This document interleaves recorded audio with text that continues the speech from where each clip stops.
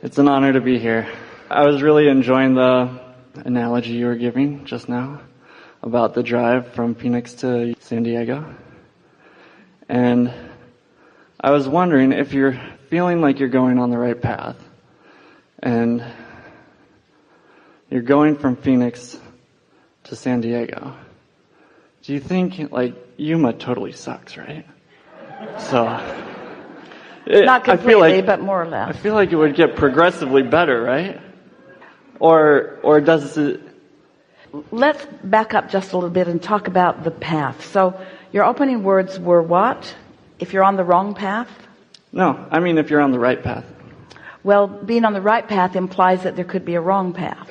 And so, let's just call it a path. Right.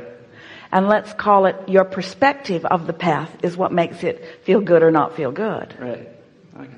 We like the idea of you having things that you want, so goals or destinations or experiences, and you're standing somewhere in relationship to it. But there are lots of ways to get there.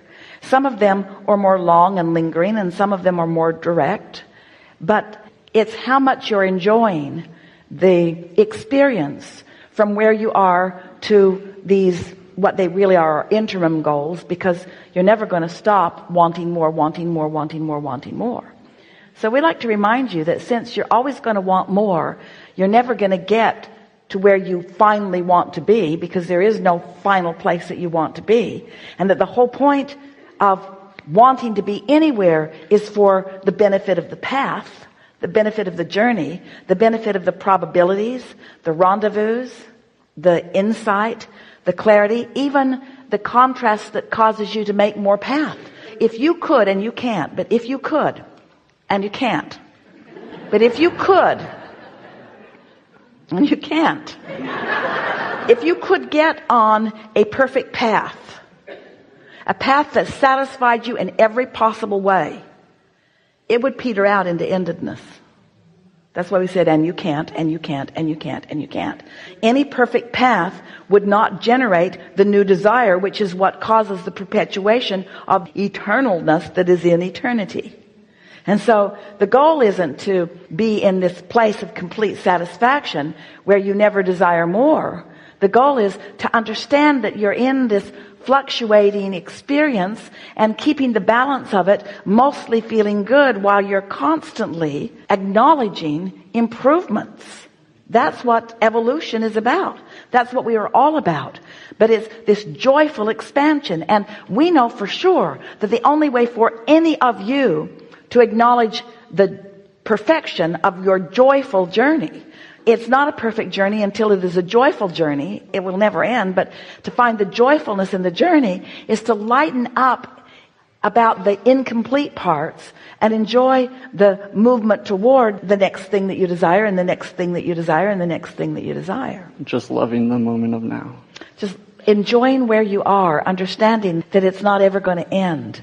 That's why, as we talk about this vibrational reality, gave it the name vortex because we wanted you to make it more real for yourself. As we acknowledge this vibrational reality, this vortex that contains for now the culmination of all that you've come to, all that you are is represented that. And so your inner being stands there as that temporary completion of who you are and is calling you toward it all the time. And that sweet spot between where you are and moving toward that really is what the best of life is all about for you. So when we begin then talking about this vibrational reality turning to the things, to the manifestations that you want, it's that inspiration, it's that impulse, it's that conscious realization that you're in the right place and that source energy is with you and that all things are possible, but that these are the things that you are enjoying right here and now. It's being in the attitude of no lack because all things are possible. But you don't want all things that are possible to all be present right here and now. That isn't what you're reaching for either. But the wisdom to know that all things are possible, and this is what you are feasting on now. So that you're feasting your eyes, and you're feasting your nose, and you're feasting your ears, you're feasting your fingertips, you're feasting all of your physical senses on what you are in the process of creating. That's what you came here for. As humans, sometimes you misunderstand. You think that Source has got it all figured out and that Source stands in this perfect place and you're here just banging around trying to achieve perfection somehow, and then you'll reemerge into the whatever it is that Source is. And we say whatever it is that Source is out here on the leading edge with you, savoring with you and thrilling with you and feeling the newness with you.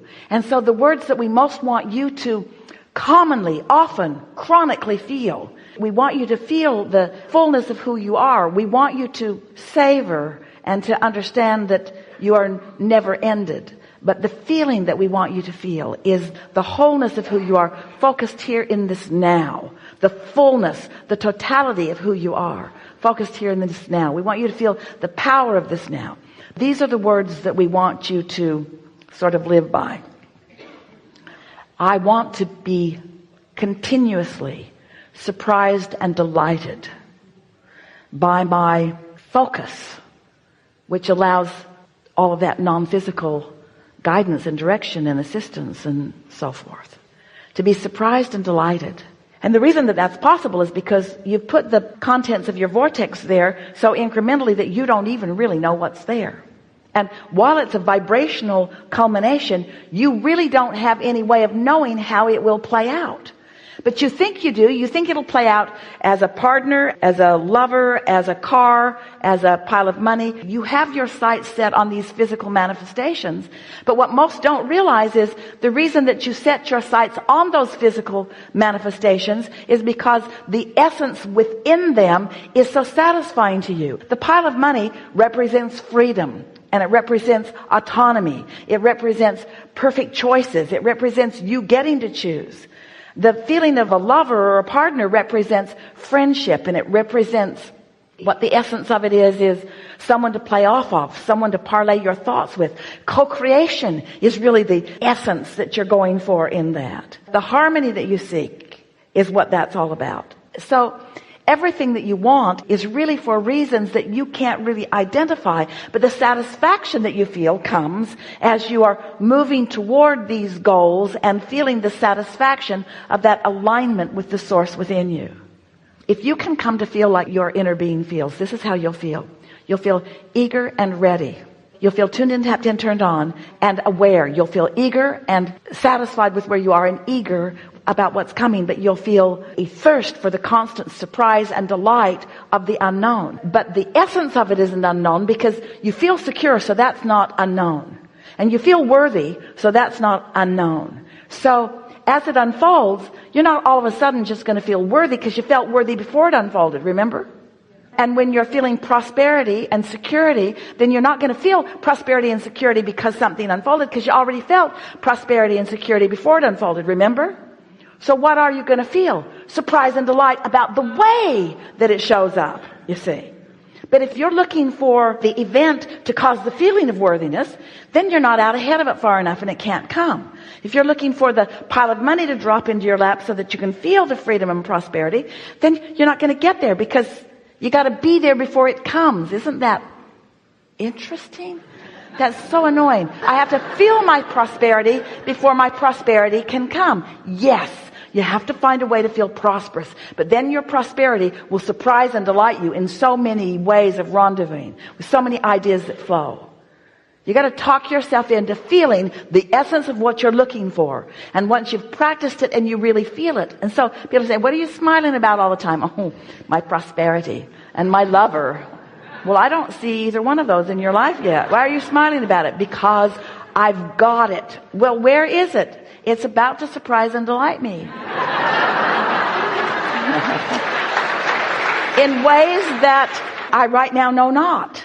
And they'll just say, well, you're just crazier than I ever thought you were before. But once you get there, once you know that, then you're just riding on that clarity and on that knowing, on that worthiness, on that positive expectation. And then the surprising and delighting just never stops. It's all day, every day. Rendezvous, rendezvous, rendezvous, rendezvous, rendezvous with you. Just feeling this amplification of the perfection of who you are. Just always wanting more. That's that eagerness will just keep you going and going and going and going and going. So you wake up and you hit the floor running. You're eager to get into the day. It's intoxicating to be with you because that's who you are and that's how you feel.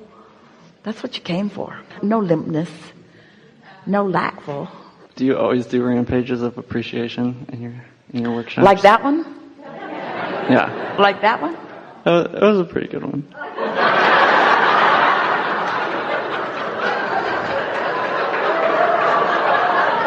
We heard it surprise and delight you. We did. We heard it surprise and delight you. We snuck up on you in ways you didn't know were coming.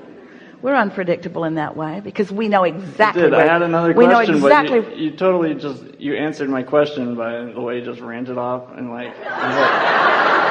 was like, you robbed me of my question, but. Well, the universe is doing that all the time because the universe understands you so completely and loves you and cares about you and is offering to you, and it's just time for you to. I've experienced a lot of clarity today. Yeah, really good, really good. We have enjoyed this interaction beyond Esther's ability to find words to describe it to you. It was way fun. It's delightful to come together with those like you who are consciously and deliberately allowing your vibrations to rise into their natural place of non-resistance. There's nothing more exhilarating to us than to have an experience with you where we can viscerally feel your gap shrinking. You coming more into harmony with all that you have become, which means with all that you desire. It is our encouragement that you be more playful about all of this, that you lighten up in your approach, that you accept that the laws of the universe are powerful and that they are consistent and fair, and that you accept that your worthiness could not be more, but that your allowing of your realization of that worthiness could be way more. You could not be more worthy, but you could be more aware and more allowing of your worthiness. And the way that you show yourself how to do that is by focusing upon things that you're aware hold very little resistance, and then watching how quickly the universe will offer some rendezvous with you and that you've been thinking about, so that you begin to show yourself not only your worthiness, but your ability to be receptive of the things that matter to you. And then increasingly, you can begin to focus upon the things that you've been practicing some resistance about, but you can begin thinking about them in less resistant ways, so that the things that you really care about can begin to surprise and delight you too. There's no reason for you to be holding yourself apart from anything that you care about, because everything that you care about is lined up for you to see. Your ability to see it, though, is something that you practice. And so start with the things that are easiest. And the more you are able to see the things that you desire that are easy for you to see, then the more all things that you desire will be easy for you to realize. We appreciate your willingness to play in the contrast. Not because your suffering will pay off, but because as you play in the contrast, the precision and the uniqueness of that which you are is represented in this co-creative arena. You are the most creative among us because you have the contrast from which your creativity is spawned. We stand in absolute knowing of the perfection of your being. And if you will pay just a little more attention to how we feel about you, try to feel our compassion for you at all times. Not sympathy or empathy. Compassion meaning we know who you really are, and we know the path of least resistance for you to experience that which you desire. Take it easy. Have more fun. There is great love here for you. And as always, we remain stubbornly in your vortex.